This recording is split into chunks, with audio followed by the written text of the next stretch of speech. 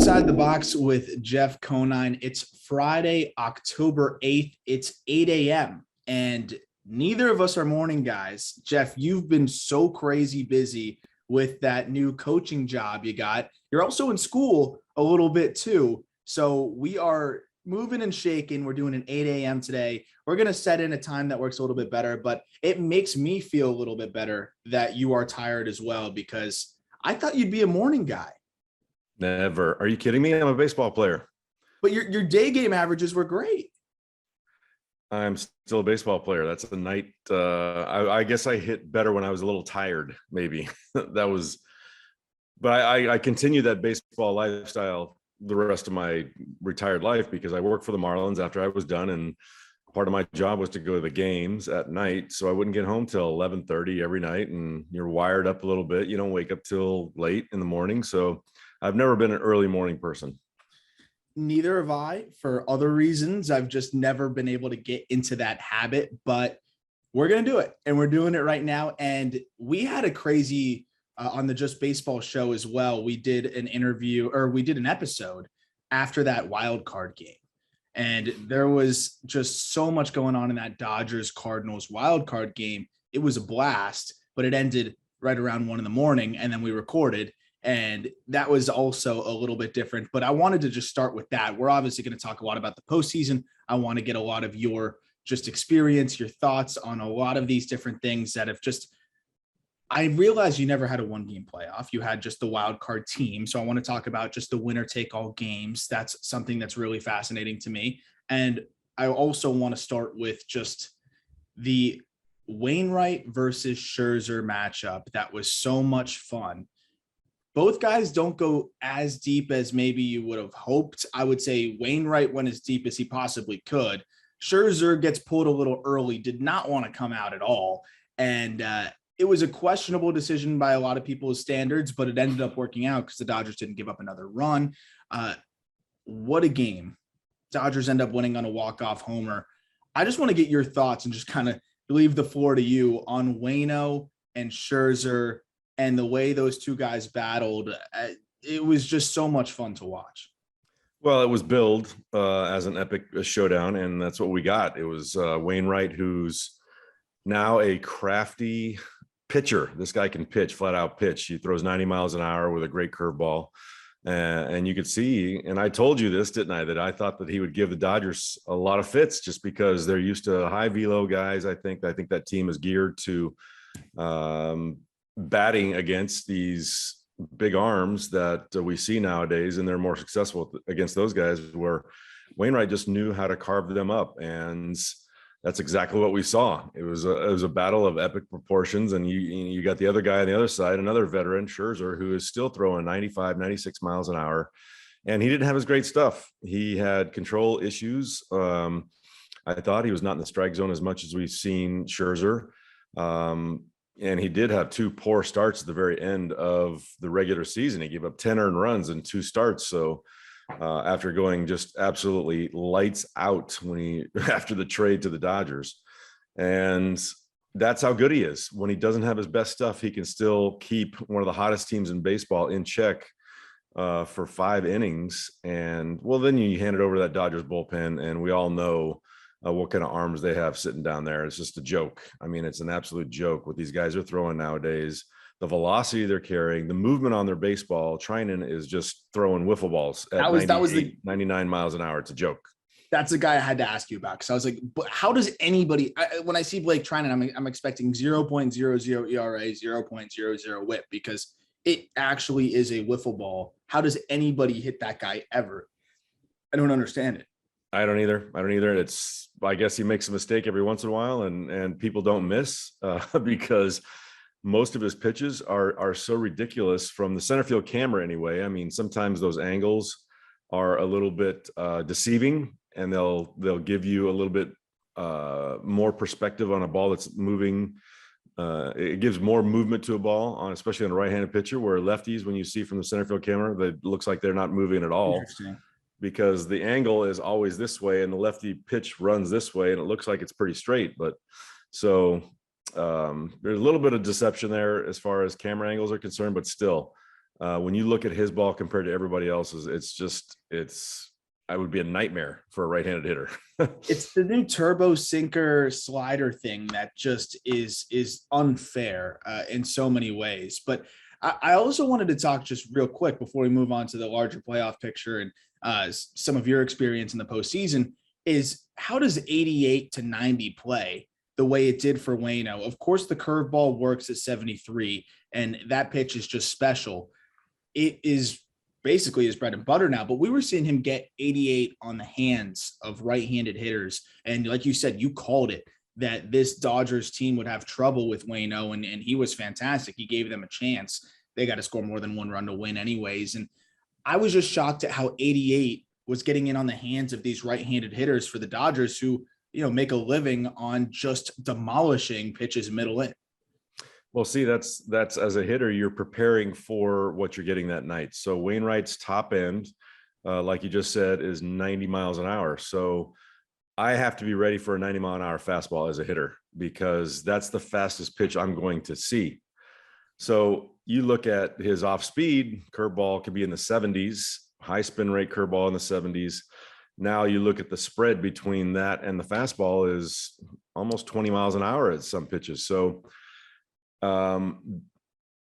it's really no different than if I'm ready for a 97-mile-an-hour fastball and I've got a guy throwing an 83-mile-an-hour changeup. That's my spread that I have to be ready for. Where Wainwright, all right, I'm ready for 90, and that's my top end with him. So he's just a master at changing speeds, keeping guys off balance, location, because you can't sit on a pitch in any certain zone at any time because he can throw it anywhere. He can pinpoint it anywhere. So it's just a matter of perspective. And when you shift down, even though it's not high velo, you're shifting down with that range that he has of off-speed pitches to his fastball. It keeps guys off balance. It's just so amazing to me because, I saw guys throwing 88 and it's just, you think, okay, that's the same, but it's so different. It's a different game. And the fact that Wainwright's able to do that, he's coming back for another year too. We speculated that would be the case. Him and Yachty, one more year each. Hopefully the Cardinals can get back in the playoffs. Also, we almost had a pinch hit walk-off homer by Albert Pujols. He just missed that ball. I don't even think he missed it. I think he got too much of it, honestly. It just didn't get up in the air enough. It's like 106 miles an hour off the bat. I always thought it was interesting when they burn a pinch hitter just to get the other reliever in and then put another pinch hitter in. But the Dodgers had that liberty carrying 16 position players for the wild card game. As you talked about, they have so many arms in the stable. They had all the confidence in the world to be able to go pick up and carry a ton of bats. But I was so happy to see that Wainwright Scherzer matchup. It was unfortunate that the Cardinals had to go down, but now we get Dodgers Giants, which is what we wanted all along. And this is going to be a lot of fun. Can you talk a little bit about rivalry games in the postseason? Because that series all year long was must-see TV. We talked about the Dodgers and Giants several occasions on this podcast, and now we have the pinnacle of it. It's, win or go home, 5-game series between two rivals, a 107-game winner, a 106-game winner, which I've also never seen in the same division. I'm sure you could probably recall one or two times maybe something was close to that. But can you talk a little bit about a rivalry series? I know we've seen some Yankees, Red Sox in the past, but have you been a part of a rivalry series going into the postseason, or a team that you didn't particularly like during the regular season and now you face off in a basically situation where you got to face them every day for more than a week? Yeah, you know what? It's being with the Marlins early on, we didn't really have any rivals because we were a new team. So I guess you'd say we had regional rivals in the Atlanta Braves, is because basically that was the closest team to Florida. So a lot of people in Florida were Braves fans. And, we beat them in the NLCS in 1997. So that's as close as I've come to like a rivalry series in the postseason. I've only been to 2, but that's as close as I've come. But when you look at the Dodgers Giants, that is a bitter rivalry. I mean, we're talking about fans get in brawls Yeah. at each other's stadiums just because of their wearing the other person's jersey. I mean, that's how intense it is with these two teams. And now we look at 107 versus 106, which has never happened before. This is the most combined wins ever in a postseason baseball series in the history of the game of baseball. It's There you like go. There's crazy. my answer. We've never seen this before. So it's going to be electric. You got two teams that are at the top of the categories that we expect them to be at going into the postseason with that many wins, pitching, home runs, offense, whip. I mean, they're top 5 in everything. So it's going to be a battle royale. And like you said, it's must-see TV. So I have one question for you on the roster side of things, because both teams are missing very important players. But the one thing that you have highlighted all year long is the balance. Of course, the Dodgers just have everybody. They're just loaded.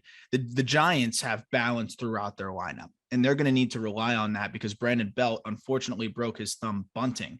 And that sucks. I hope it was a bunt that he put on himself, because I'll be even more I was going to mad. say, why is Brandon Belt bunting? Yeah, I'm hoping that he was just trying to beat the shift or something. And unfortunately, it was a pitch that got in on his hands. But Brandon Belt should never be bunting, especially the way he's been hitting right now. And if you look at WRC plus, which is essentially always coincides with OPS and a lot of the other offensive numbers, basically aggregates all of them.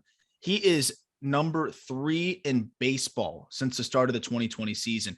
It basically sandwiched between, I don't have it in front of me, but the other 4 players on that top 5 list are Bryce Harper, Juan Soto, Fernando Tatis, and you name any other superstar. Vlad Guerrero Jr. was 6. So it was basically all of the best hitters. And then Brandon Belt. He had less at-bats by about 150, but you're talking about enough of a sample size here from the start to 2020 that this guy's very important. How much does it affect a team to lose one player? Because the Dodgers lose Max Muncy, but the Dodgers are the Dodgers. The Giants are loaded, and they have guys that can replace that production. Darren Ruff can step in. Lamont Wade can step in. But it's not the same as having one player that's been there and won 2 championships, right? How much should Giants fans be concerned about missing one player, given that they're so balanced across the board, but this was their most productive player by a macro scale? Well, when you look at why the Giants are there, you said it, they're balanced for one. In that lineup, it's amazing how they've spread out their production from top to bottom. And another reason the Giants are there is that clubhouse. I think they've got an amazing culture there. They've got an amazing clubhouse. Gabe Kapler has really cultivated that into something special, and that's going to come to their benefit. So yes, they lost Brandon Belt, but I think this team will rally behind that and say, you know what? All right, we lost one of our hottest hitters, one of our most productive players, but we can kind of balance that out with our lineup. We're gonna compensate for that and find a way to score runs. So I think they're going to be fine. Max Muncy, I think, might be a bigger blow to a lineup with the Dodgers than Belt is to the Giants, just because of the composition of their teams. When I was with the Florida Marlins early on, the first series, we lost Alex Fernandez, arguably our best starter for the entire season that year. We lost him to a shoulder injury and didn't have him for the NLCS or the World Series. And we still won because that team was similar to the Giants right now. It was very balanced. We had depth in our pitching rotation. We had guys that stepped up and took those innings that Alex Fernandez dominated for the entire year and gave us productive, usable innings. And then our offense took over and we won that series. So very similar situation. Yeah, when you have that balance across the board, you almost have that hope that somebody could step up from another department, whether it's the bullpen shouldering more innings, whether it's the offense taking over or a new starter stepping in. So I think that's a really good point. And both teams have the ability to do that, which is going to make it really fun. But Muncy too, really unfortunate because he's been really their best offensive player as well overall. And one of those fluke injuries at first base, and I'm sure it was like your worst nightmare when you have a throw go up the line and you got to make the grab, but the guy's getting there, the base runner's getting there at the same time, and they collide with your arm. Muncy actually popped his elbow out and they had to pop it back in. Fortunately, didn't tear his UCL. I don't know how, but he fortunately didn't. That gives him an outside shot at returning. But that's probably the scariest part of first base, right? Is when you're getting one up the line and you got to make the decision in about half of a second. Am I going to catch this thing and pray? or do I just kind of let it go? I don't know how many times you've had to make that decision, but Muncy made it, and unfortunately, it ended up with his elbow hanging. Yeah, I mean, I probably made that decision, I don't know, 100 times. I played 900 games at first base. So that is, like you said, a split to second decision. You've got to realize that throw, as soon as it's left the fielder's hand, is going to go up the line. Do I come off the bag and try to make a sweep tag? Do I stay on the bag and try to make this play? It's a tough, like you said, last minute decision. And unfortunately, you've seen it, and we've seen it. I've never been injured that way at first base. I know people that have. Cliff Floyd was with the Montreal Expos and just dislocated his wrist, actually going for the exact same ball. So it is unfortunate. You wish both teams were at full strength going to the postseason, because that's what got them there. That's what a big reason for those 107, 106 wins are those two guys. But injuries happen, and unfortunately for those two teams, both of them happen super late, and they're going to be out. I don't see Max Muncy coming back from this during the playoffs. It just seems too difficult. It really does. Especially, like, how do you hit with an elbow that's not right? It just doesnn't seem to make sense. And I mean, I hope we're wrong on that one, but I'm with you. I don't really see how it can happen. The only thing with Max Muncy, it's his top hand, and he can possibly release that as he goes through the zone, but that's a tough one to overcome in such a short period of time. Especially when you're adapting your swing a little bit, right? Like, that's the same thing I'm thinking with Brandon Belt. It's that top hand thumb. Like, how do you swing that? You can't. That's taken on all of it, right? That's taken on all the impacts. I don't know how you can really do that without the thumb. So I'm hoping that these guys, I mean, they're freak athletes, and hopefully they can make some sort of recovery a little bit quicker than what we're used to. But it seems to be like the odds are stacked against them. The other thing that I had to ask you about is the Trop. The Trop struck again.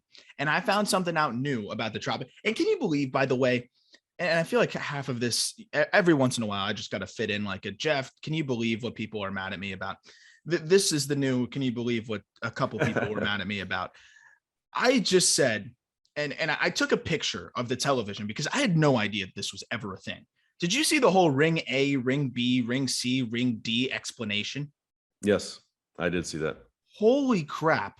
If you have to explain what is in play and what each part of the roof that impedes the game means, like, oh, if this part of the roof impedes the game, then it's a single, or it's no, whatever they were deciding. I didn't even give it the light of day. But if it hits either ring C or ring D, including lights and fair territory, it's a home run.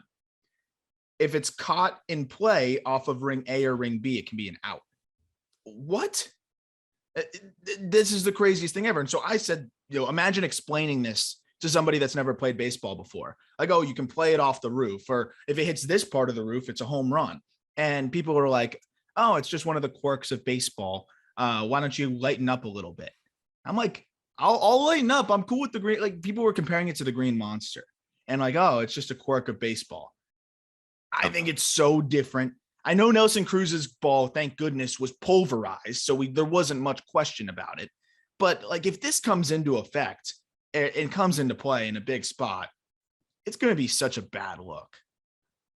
Yeah, there's no way a stadium should affect the outcome of a game. I mean, and those rules have changed over the years. When I played at the Trop way back when, I can't remember how they've changed over the years, but A and B was a different set of rules back then. I know they've changed and evolved over the years. So now C and D are automatic home runs, A and B are blah, blah, blah. I mean, a stadium roof should not impact, especially a playoff game. Are you kidding me? It's like, why on earth? And then you can't take them down. They're like structurally integrated into the stadium. There's nothing you can do about it other than implode the Trop and build a new stadium, which probably not going to happen anytime soon. So we got to live with it. Unfortunately, I think it's ridiculous as well.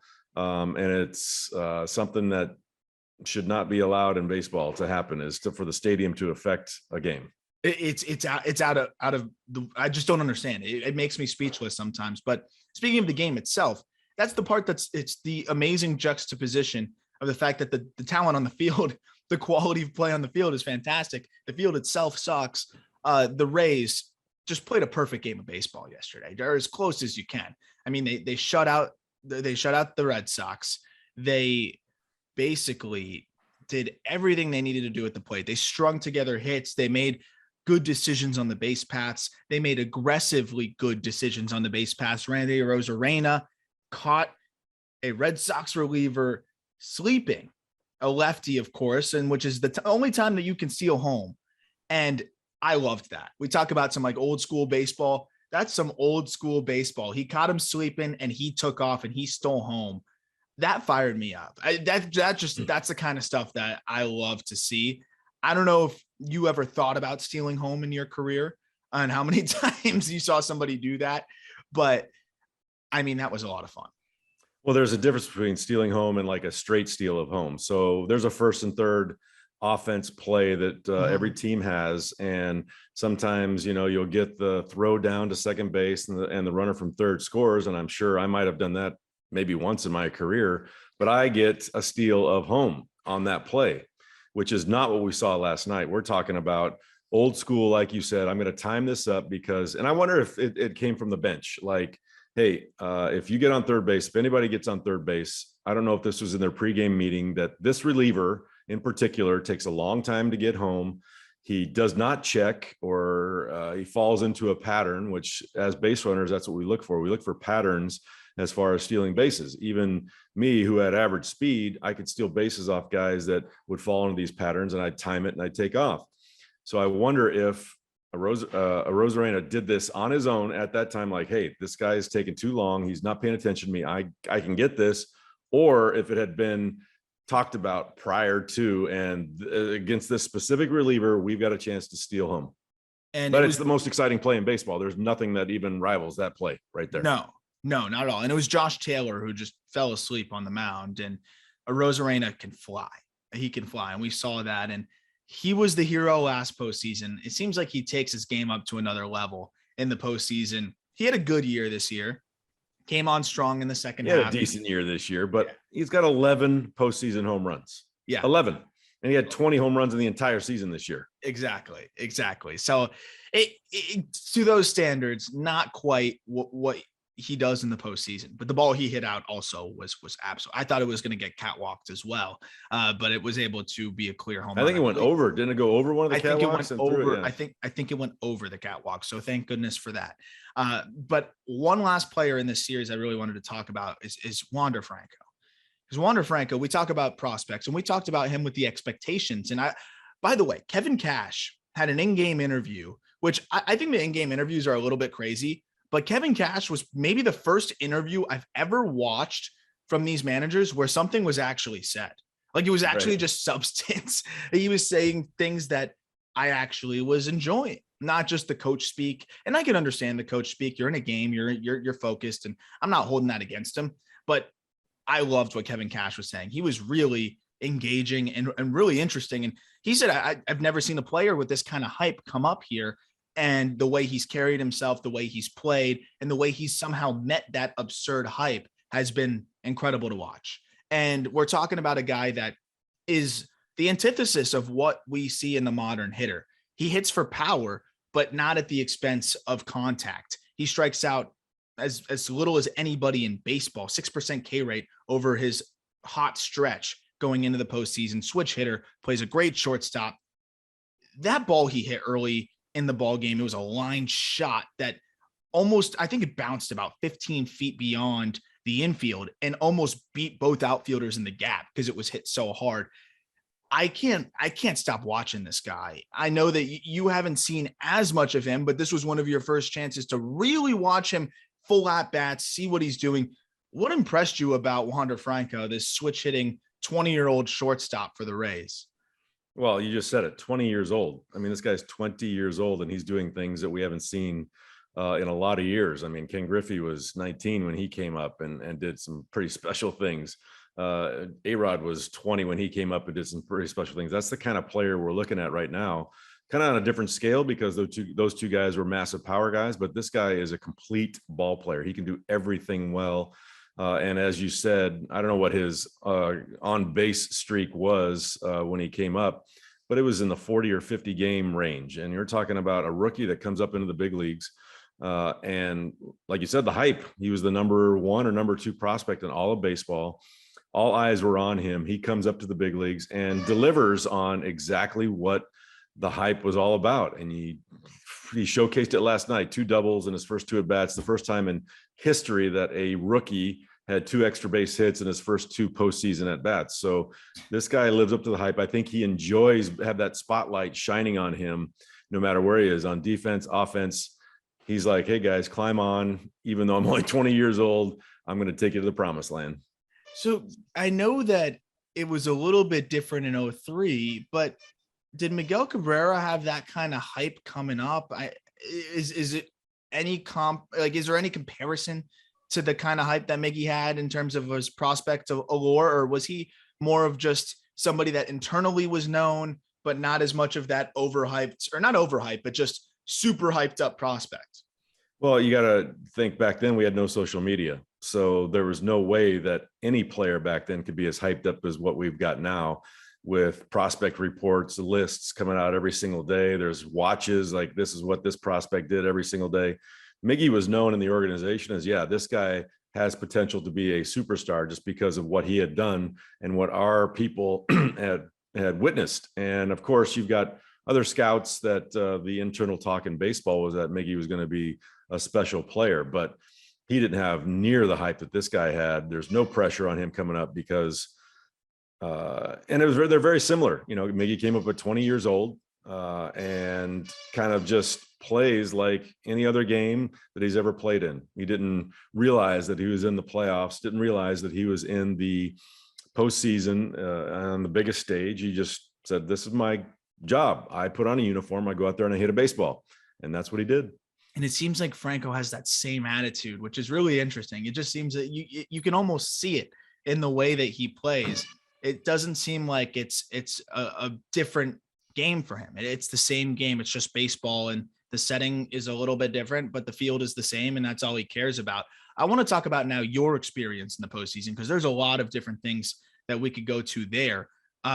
You never had the 1 game wild card experience where both times you won the World Series, you were a wild card team, but back then there was no wild card game. It was the wild card team that went in and played the team that was the number 1 seed in the NL, both occasions, and you're able to beat them. What do you think of the wild card game, and where it's 1 game, winner take all? For viewership, it's great. 7.7 million, most viewed ESPN game in a very long time. With that Yankees Red Sox matchup, the ratings were great on the Dodgers Cardinals as well. But there's a level of anything can happen in 1 game. And do you really feel like the best team is advancing? In this occasion, I think both times, I mean, I would say the Yankees maybe are better than the Red Sox, but that's a toss up. If either team won in a 5-game series, I wouldn't have batted an eye. Cardinals, Dodgers, the Cardinals pulled that off in 1 game. I would have been excited, but it'd be pretty hard to justify the Dodgers winning 106 games and then losing in 1 game to end their season. I'm not saying change the rules at this point, but based on your experience in the postseason, what are your thoughts on the wild card game? And then I want to just talk about your experience in those winner take all games and what those are like. Well, you know, that it's almost like a made for TV game. Like you said, it's a shame to go through a 162 game season and do the damage and have the season that the Dodgers did, with the unfortunate coincidence that the team in your division was 1 game better. Yeah. The Dodgers deserve to be in the playoffs, yes, and to be able to have a 1 game playoff and lose to that Cardinals team would have been a shame. You're right. It is a shame. It is a shame, but it is compelling TV. Like you said, fans tune in for that 1 game do or die game. But the fan bases of the other teams would be crushed if the Dodgers weren't able to make the playoffs after that season. Are you kidding me? And losing to a St. Louis team, which got hot as heck going down the stretch, and they made it in the playoffs. Yeah, they deserve possibly to be there, but you know, it was just a way for baseball to keep all the races interesting and to keep teams playing hard to the very end. And it was probably a function of going through the 3 division format in each league. to include another team to get in there. I don't know. I kind of like it. And when you get into the postseason, it's all about the hottest team, not the best team.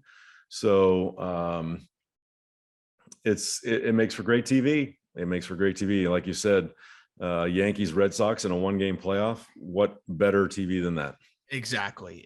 And I wish the game was a little bit better, but it was fun because I thought that there was a microcosm in that game of just where baseball is at and what really matters. And kind of the issue with the Yankees is Stanton had a phenomenal game, hit the wall twice, just pulverized baseballs in almost every at bat. But they had an opportunity to get back into the ball game. Stanton crushes one that would be gone, I think, anywhere in the planet. But unfortunately, it was on a line and hit the deepest part of the park on the wall. It was 400 feet was the projected distance. That I don't understand that, because that was obviously further than 400 feet. And it was 114 something miles per hour off the bat. They don't have any runs to show for it, which shows you can hit the ball as hard as you possibly can. And sometimes you have nothing to show for it. Over aggressive base running. Phil Nevin waves him around, waves Judge around. And the Red Sox cut down a run with a perfect relay. It was a perfect relay. And it shows you the little things sometimes can be just as important as the bigger things, like hitting a bomb. They save a run with a perfect relay. And that was a really cool microcosm, I think, of, what can win ball games. And while the Red Sox defense wasn't great this year, it came up in big spots, and that was a perfect example. The Rays are a good example of a team that does all the little things as well.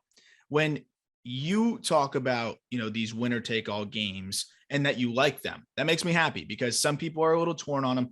I enjoy it. It's just, this was one of those weird situations where, how often are you going to have a 106 win team in the wild card? We might never see it again. So we'll probably never see a 106 win team in the wild card again. But what I liked about it too is it forced both teams that were well clinched early, at least for a postseason spot, to have to keep playing down the stretch in the regular season and keep pushing. And that's what I liked about the Dodgers-Giants situation, because once you have 100 wins, you don't really have to focus that hard on the last week. It usually doesn't matter that much. And both those teams had to go and keep going. And the Giants were able to edge them out.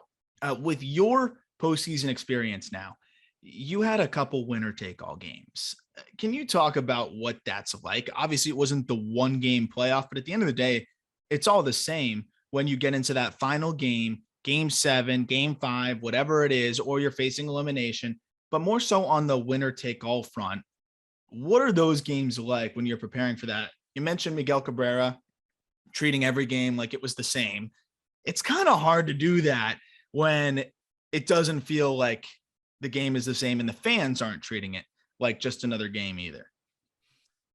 Well, when you get the postseason, every single game is 10 times bigger than any regular season game that you're going to play. So I think when you're preparing for those games, you get out there, especially game number 1 of the playoffs or game 1 of every series, you've got that adrenaline like you're not going to see in any other game during the regular season, because it is game 1. It's a packed house. They got the whole pomp and circumstance. They got the bunting everywhere. They've got the flyovers.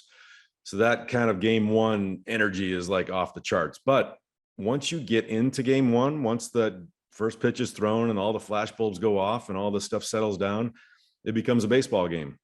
And I think the best players and the best teams treat that as a baseball game. They get into it, and now I'm in my element, and that's what I'm doing. And I view that as a winner take all game, kind of the same. You go in there thinking, all right, this is do or die. This is winner take all. Everyone's fired up. The fans are fired up. And then when you get in between those lines, that's when kind of everything else kind of quiets down. And now I focus on the business at hand. And the best teams are the best at doing that, quieting that stuff off the field, outside the lines, the crowd, the hype, all that, and focusing on the task at hand. And those are the teams that advance when they treat that the best. In our games, we had a game 7, obviously in game number in the first year in 97 with the World Series. You're talking about crazy extra innings in game 7 of the World Series. Don't you set that situation up? And when you're a kid, is like you want to be the guy at the plate to knock in the winning run and the extra innings of game 7 of World Series. It doesn't get any bigger than that. But, as those games go along and it gets later in those games, that tension kind of creeps back in, because, we got a tie ball game in the ninth inning and this is it. Whoever scores here is going to win. And that's a lot to take on mentally and physically. Be honest. Do you want to get up in that situation? Do you want to be up in the biggest spot there in extra innings and the bottom of the ninth or the 11th or whatever it may be? Because what I thought was interesting when I watched that 1986 Mets documentary was when they were with their backs against the wall in that, of course, game where they come back and they beat the Red Sox on the Buckner boot. They were all saying, each individual player, I'm not making the damn last out. That's what they all said the second they got to first base. Nobody wants to make that last out. Do you want to get up in that situation? I know that the competitor in us wants to say that, but also it's pretty freaky. It's pretty scary. It is pretty scary. But you have to want to do it. You have to want to be up there, or else you're not going to succeed. I mean, there's no way that you can go up there saying, I don't want to be here right now. Baseball is hard enough as it is, as a skill, hitting a baseball. And if your mind isn't into it, if your body isn't into it, your heart isn't into it, you're not going to be successful. So you have to, the athlete in you has to take over and says, yes, I want to be up in this, maybe not want to be up in this situation, but when I get there, I know how to do my job. And I know this is what I'm trained to do, and try to block out everything else, because when you focus on results, that's going to affect your at bat 100%. Well, in that big game at home in 03 against the Giants, did you want that ball hit to you? Because that was a hard play. We've talked about that play in the past. You caught it on a short hop. You had to make a tough decision as to whether you're going to try to catch it on a fly. Last second pulled up. That's like an outfielder's nightmare, is those tweener balls that you don't quite know. And you had JT Snow rolling around third quite slowly, but making his way to home. And it had to be a good throw. Like, those are the situations too that you kind of dream of, is getting the big play, making the big play to win the game. But that couldn't have been more of a difficult situation to try to unfold to make that final out. That is a situation where you step up and make the big play. But even in that spot, there had to have been a moment, right, where you're like, oh shit, where you pull up and you catch it on a short hop, because even if that eats you up a little bit, you bobble it, he might be safe. And that's all the difference. It doesn't even have to get by you. Well, I thought he was going to be safe anyway. I just, in my mind, that play took so long to develop that, and it felt like I had so long to run to get to the ball. When it checked up like that, I thought to myself, all right, well, I got the checkup, and I'm just going to hit my cutoff man, because as an outfielder, that's my job, hit my cutoff man. And I think that I didn't know that I had a shot at him. So I think just going through the mechanics of fielding that baseball, transferring it to my hand, when I finally turned around to look, I mean, I saw where he was, and I'm like, oh my God, we got to definitely have a shot at him right now. So I just said, I got to get a good throw to Pudge. And when I saw the ball in the air, it's like everything just kind of slowed down, and everything got quiet in my mind. Everything's quiet. And I'm just watching the ball sail through the air, and I knew he was going to get a long hop. And I just knew right then, I said to myself, just hang on, because I knew there's going to be a collision. I knew this was the last out of possibly the entire series. And that's what happened. And then, like, you see those as it's on TV or in the movies, when it slows down, then all of a sudden it speeds back up to normal life. That's exactly what happened in my mind. It was insane. It's incredible. And also the football stadium filled with fans for a baseball game. I mean, it had to have been surreal. I always say I would kill to have been there. I was 6 years old. You guys were just a little bit too early on that second World Series title for me, but we'll see if I'll ever get one of those again for my favorite baseball team that I supported growing up. But the other thing that we had to talk about, that we've been talking about for a little bit, and I want to get your thoughts, because this is something that when we've talked about this off the air, I was surprised by I guess just the description of the situation, because I really didn't know what to expect when asking you about that Cubs game, the infamous Cubs game, where you make the comeback The 2003 Marlins make the comeback in game 6 of the NLCS. You were losing 3-0 and we're losing the series. If you lose that game, it's over. And Mark Pryor was shoving. And I mean, Mark Pryor, when at his peak, he dealt with injuries and it shortened his career, unfortunately, but he was fantastic. And in that outing, no different, was just fantastic. Had only given up 3 hits and no runs going into the 8th inning. And it was 3-0 in that 8th inning. And then, of course, the rest is infamy in that situation there, where you all are able to string together so many hits and end up making that game pretty ugly. It was 8-3 by the end of that inning, which is just absurd. I would have felt like that game is over if I'm watching that in real time, given that it's the 8th inning, you're down 3-0. The Cubs look like they're finally going to do it. They're at home. Mark Pryor's shoving, and it just doesn't all work out that way. There's a million things that went right for you all to win that game, but people point towards that infamous Steve Bartman moment as the first domino there, because nobody was on at that point, right? If I'm not mistaken. And it was almost like I can't remember. I actually can't, but that doesn't totally matter. It's more so just how that gave you a second chance at the plate for your team, and then what happened from there. I don't think anybody was on. Luis Castillo is up to the plate, and this guy could battle with the best of them as far as fouling pitches off and making contact. So I'm in the dugout, toward the end of the dugout, and I see him hit this pop fly, and I'm like watching it come down.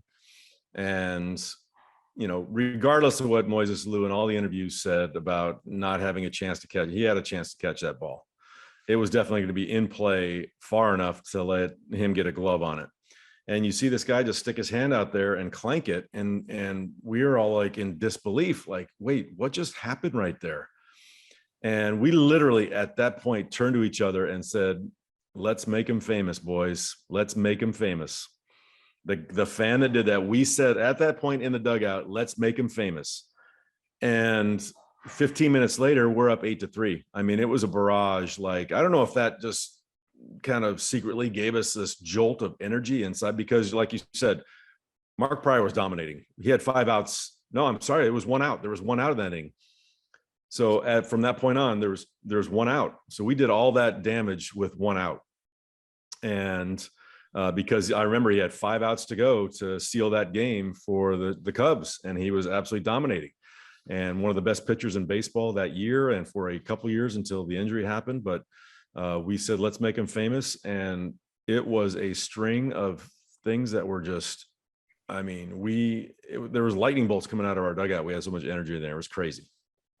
Well, that's crazy that you all almost just felt that could be a moment that could turn it, because that was that team. We were always looking for that little crack in the door. We always felt that there was a chance. We never felt like we were out of energy that we had at all times. I mean, it didn't surprise me that we did what we did, because we kicked open doors the whole second half of that season. So yes, it was shocking with Mark Pryor throwing the way he was to do what we did. But I mean, we just had fun. That was a fun inning. We had fun. We was like we were playing in the backyard, and had no pressure on us, and it was crazy. It literally lasted 15 minutes, and we scored 8 runs.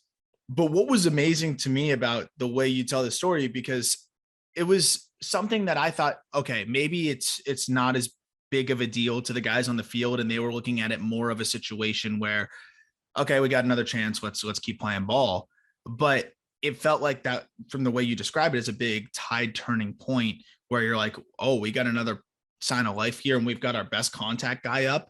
He's going to get a hit, and we're going to string it all together. Unfortunately for Steve Bartman, you all made him famous. Chicago media villainized him. And that was the difference. I mean, it wasn't his fault that a subsequent 8 runs were scored. Short-handed shortstop booted it. Mark Pryor hits a wall. All of these things happen. That is on the Cubs. And I don't think anybody disagrees with that. I bet you the Cubs would agree with that. And also, there's a lot that goes on to what you guys did. And it's just like credit to the Marlins for putting up 8 runs and disrupting what was a gem. But I always find it interesting that that's all it takes is a little bit of, for a team like that, just like you said, the analogy of the door just being pricked open a little bit. And that's all it takes to be able to bust through there and change everything. And you had to win the next game too, right? So it reminds me a little bit of the Buckner situation, except this guy wasn't even on the field. He kind of got into the field a little bit, but Buckner booted that ball. But there were so many things wrong with that situation besides Buckner that allowed them to lose that game and then the subsequent game. So I always found that really, really interesting, excuse me. But I wanted to just wrap up with one last thought on that. And then, of course, my favorite part where we talk about the jersey. The one thing with that game and how you all were able to do that, what would you like in a situation where you can just string together that many hits? I mean, you said the team did that sometimes, but on that stage, in that environment, how did you do it? Did it feel like no matter who stepped up at the plate that they were going to get a hit at that point? Did it feel like you guys were almost possessed? It did. I mean, like you said, Luis Castillo ends up, I think he walked that at bat, gets on base. Miguel Cabrera is coming up next. He hits a 2-hopper to shortstop. Alex Gonzalez goes to his right and clanked it. It was a double play ball, possibly. It was kind of to his right a little bit. Miguel could run back then, so he may or may not have turned the double play, but it was a double play opportunity. He clanks it. Everybody's safe. And that just piled on even more energy in our dugout and gave us more hope. So then, Derek Lee comes through with a base hit, and I think I had a sacrifice fly, and then we scored 5 more with 2 outs. Mike Mordecai comes off the bench and hits a bases clearing double. I mean, that's what I was going to say. Mike Mordecai. Jack McKeon called him the secret weapon. I'm gonna get my secret weapon up there, and this guy comes up and hits one off the wall. And Mike Mordecai never got to hit because Jack McKeon never used his bench. He never pinch hit. He hardly ever let these guys get at bats, and yet he comes through in a huge situation and gives us even more of a cushion. So that team was special. That run was special because we were down 3-1 to the Cubs, which arguably was the best team in baseball at that point. Josh Beckett threw an absolute masterful game in game 4. We're down 3-1, or game 5. So we had to win 3 in a row against the team with Kerry Wood and Mark Pryor at the top of their rotation, which they were the best 1-2 punch in baseball that year. And we did it. We didn't look at it that way. We looked at, hey, we got 3 to go. Let's take game number 1, which we did. We got to that game, which was dire straits all the way along. And then when we win that, going into the energy of a game 7 against Kerry Wood, yeah, we were down early in that game too. Kerry Wood hits a 3-run home run. Yeah, I'll never forget that. I don't think I've ever heard a stadium as loud as that moment right there when Kerry Wood hit that bomb. It was just crazy. Beers flying everywhere. We found a way to turn that energy around, and we end up killing them. I mean, Josh Beckett comes out and throws 4 1/3 of crazy relief, and we found a way to turn it around offensively, and we win that game 9-6. Would you say the Lou's reaction to that foul ball as well was part of what galvanized you all? Because they're like, oh, if he's that rattled by it, he must feel like he was furious that guy blocked that ball and a chance for him to get out number 2. And then they're only 1 out away of getting out of that inning. So it definitely was a domino that fell, and we took advantage of it. So let's talk about the jersey now. I see blue and white piping, I believe. Greenish. Green. Well, am I drawing a blank? Who would be green? Yeah, that's green. Oakland? That's it? Oakland? Nope. Montreal? What team is it? And I had to put a piece of tape over because the guy signed it right in eye shot. Okay, Rays. Oh, the old Rays. I don't like that green, by the way. So you have painter's tape over the signature, which is great. So it's the old green Ray, which I don't like that green. I like their jerseys better now, honestly. Old Rays. And this is, I'm assuming, same thing around your playing time. Was it the early part of your playing time or the later part of your playing time? Kind of probably mid part of my playing time. Early to mid, I would say. early to mid. Because my first guess was gonna be like Wade Boggs at the tail Good end. guess. Good Uh, guess. mm, Rays, early part of your playing days. That's a good one. I mean, the Rays are a team that just never like who's the Rays guy? Like the classic. It's hard to, they're kind of like the Marlins, when they Yeah, have guys that are really successful, they can't afford them anymore. So they get more guys to replace them. It's like crazy. You don't know except these guys. You don't get to know them every year. except the Rays are fantastic at finding those replacements. I mean, It's unbelievable. they let They're the Blake best. Snell go, they lose Tyler Glass now, and here they are setting a franchise record for wins. Uh, I might have to throw in the towel on this one. I'm trying to think, and I can't come up with one because when I think Rays, I think like Evan Longoria, Carl Crawford, David Price, like 2008. I can't think but beyond that with that team. I was on a nice little run. I think I got to throw the towel in on this guy, and I'm going to be Wow. mad because I know it's going to be somebody that I obviously know. But Yeah, you definitely know him. And we've spoken about him before. mm, Came back home to play in his hometown for Tampa. for Tampa, just upset me. I'll see if you can recognize his signature. Maybe it's probably not. Oh, is that McGriff? Yep. Fred McGriff. Oh, that's a sweet one. That is a sweet one. The Okay, crime dog. I'm And so he had some big years with Tampa Bay. I don't think people realize they no. thought, oh, he just went home and he kind of finished out his career and didn't really do much. But he had some 3 years of over 100 RBIs, 30 plus home runs. And we've talked about this guy. Why in the hell is Fred McGriff not in the Hall of Fame? How is Why? that even possible? 493 home runs and 886 career OPS. I mean, and no slam against Andre Dawson because he belongs in the Hall of Fame as well, but he had an 806 Yeah. career OPS. 886 with 493 homers and 1,550 RBIs. That's crazy to me that he's not in the Hall of Fame.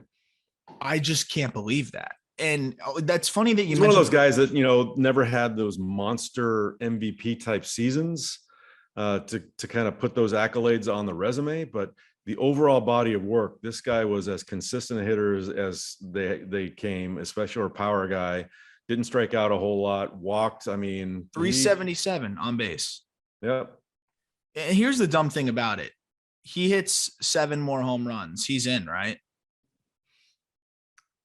I mean, back then, yes, 500 was an automatic guarantee into the Hall of Fame, but that's so stupid. it is dumb. Like, what's the difference? I can understand if you're 493 that hit 200 or 220 and had a 750 OPS just because all you did was hit home runs. But this guy hit for average. He got on base. I mean, he did it all.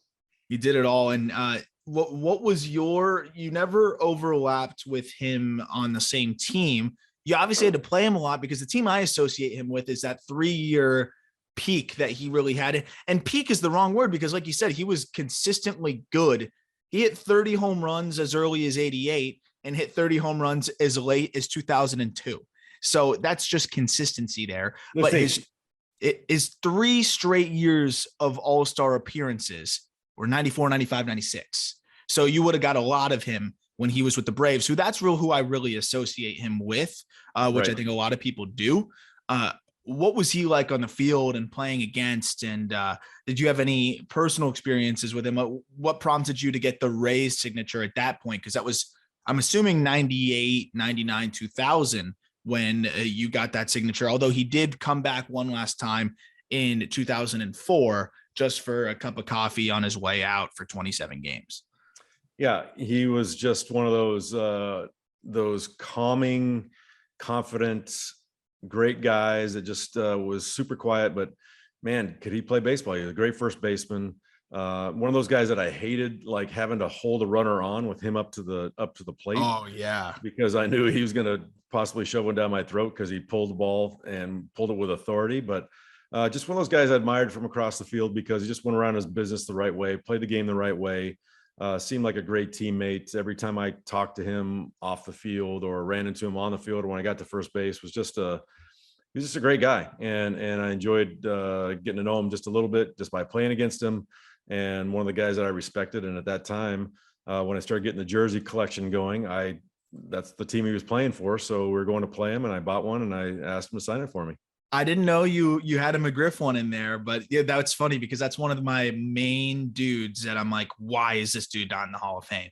You have to run to practice, and this is pretty crazy that you get a recording in, you run to practice. So I wanted to just wrap up with a 30-second quick. How's the team looking? How's coaching? I got to go see the facilities at FIU. They're fantastic. Not that I'm surprised. It's a great program, but it is amazing to see what you guys have going on there in terms of facility. Now the coaching staff just got a hell of a lot better with you on it, as well. As I know you won't say it, but I'll just say it out loud there. That's going to help a lot with this team. Mervil Melendez is one hell of a coach. It was nice to meet him and just hear what he had to say about Griffin when he was in the cage, and just the wisdom that he had. Seems like this program's in great hands. The talent seems like it's there from what I've heard and from what we've talked about. How excited are you for this season? We're inching closer. We're still far away, but you're starting to get more into the baseball activities, I guess, right now. Yeah, yesterday was our first inter-squad game, so I'm kind of still getting to know the guys. It's been a little over a month since I've had a chance to be working with them. And, people ask me all the time, what's the team look like? And I'm not sure, because I want to get all the starters on the field and get them up to speed. And, it's still early on. They're still taking at bats off live pitching, and they haven't seen pitches in months. So it's hard to judge what we're going to be like, but the talent level is there. We got a lot of team speed. We got some good defenders. I think we're going to hit for a little bit of power. We got some good arms. I mean, this has a potential to be a really good team, but I don't know the competition either. I don't know what Conference USA's competition is going to be like. So it's true. That is a good point. I'm excited. I love our group. We got a bunch of good kids that are working their butts off, and they've been a pleasure to work with so far. So I'm loving it. I'm loving life.